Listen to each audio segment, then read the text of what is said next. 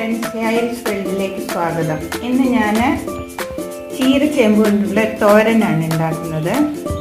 അതുണ്ടാക്കാൻ വേണ്ട സാധനങ്ങൾ: ചീര ചേമ്പിൻ്റെ ഇലയും തണ്ടും കൂടി ഒരു 3 എണ്ണം അരിഞ്ഞത്,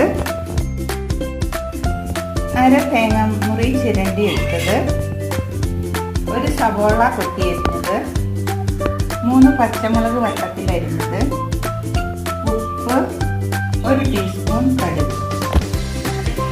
തീ ചൂടായി വരുമ്പോൾ ഒരു 1 ടേബിൾ സ്പൂൺ വെളിച്ചെണ്ണ ഒഴിക്കുക.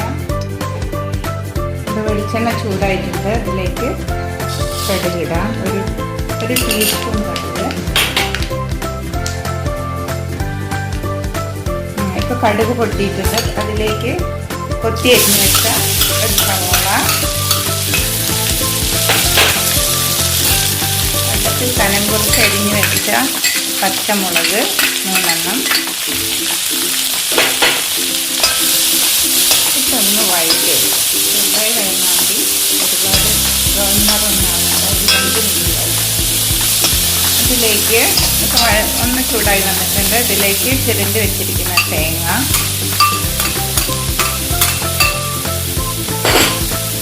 അരിഞ്ഞു വെച്ചിരിക്കുന്ന ചേമ്പും തണ്ട്,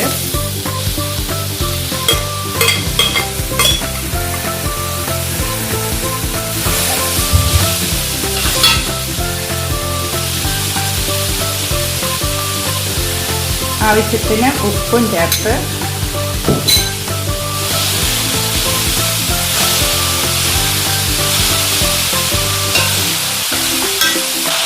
എല്ലാം കൂടെ മുറുക്കി വെച്ചിട്ട്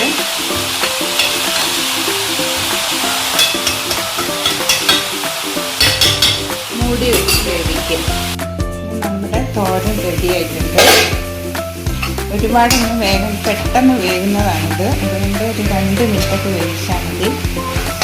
നമ്മുടെ പെട്ടെന്നുള്ളൊരു തോരൻ റെഡി ആയിട്ടുണ്ട്.